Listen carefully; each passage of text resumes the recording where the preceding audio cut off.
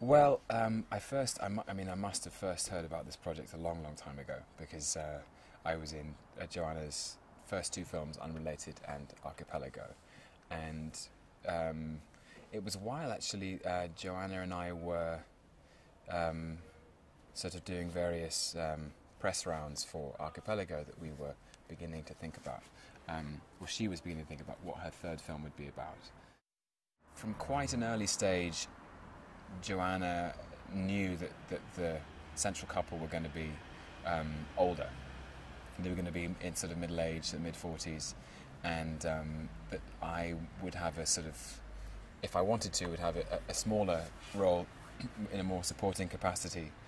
And then I didn't hear anything until literally just before, about 2 weeks before they were due to start shooting, and Joanna emailed and said, "Okay, so look, here we go. Here's my pitch. I've played soldiers in the past, I've played Norse gods, I've played Shakespearean kings, and the chance to play an estate agent in contemporary London was kind of fun, and I hope it's funny. I hope it comes off as sort of this very naturalistic incidental humour where the audience are having to look between the cracks in their fingers because the things that I'm saying are so cringe making.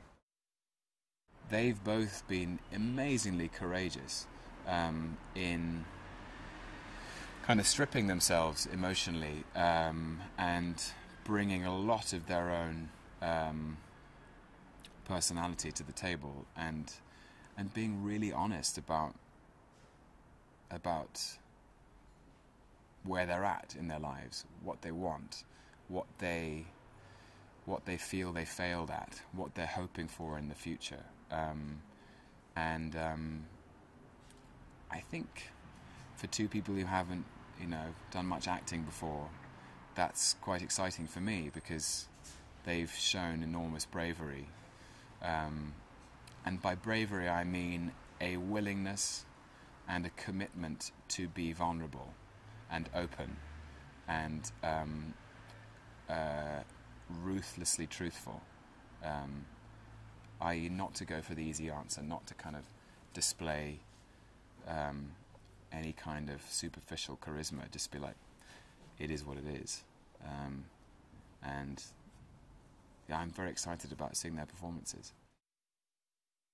I think she occupies a really unique and special place in British film, and one of the reasons I was so excited just to come back was partly because I believe in her so much, and my very short film career started with her. But I think that within British cinema at the moment, she is forging ahead on a path that's very distinctly unique, in that she is making very grown-up films about grown-ups, and she's writing characters that aren't that are very really insecure, and by which I mean I don't mean they're necessarily fragile. They're constantly shifting as real people shift and grow. Quite often we like to believe in the construction of our identity, if you see what I'm saying. We like to believe that we are, we could put all the vital statistics and characteristics of ourselves on a piece of A4 paper, and Joanna is wise enough to know that no human being is as simple as that.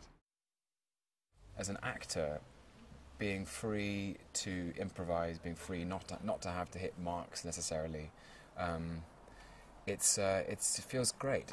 Because somehow you can come up with stuff that's fresh in that moment, and I think that's the holy grail of acting for camera is chasing that kind of spontaneity, that you think of something, you say it, and it's the perfect thing to say at that time, and it's been caught forever, and it's never been written down, it's never been preconceived. Joanna's style, her taste is so refined that she's interested in almost in expression and communication between the words, that the words are just a kind of a vague gloss on what's really going on, and quite often the spatial dynamics of what the bodies are doing in space, who's not looking at who's turning away from whom, the awkwardness of silence, the kind of paralyzing and stifling quiet of no one speaking, can often speak 1,000 words. The one thing I hope is that there's at least a recognition from the audience that I somehow look right, I sound right, and I hope it's amusing.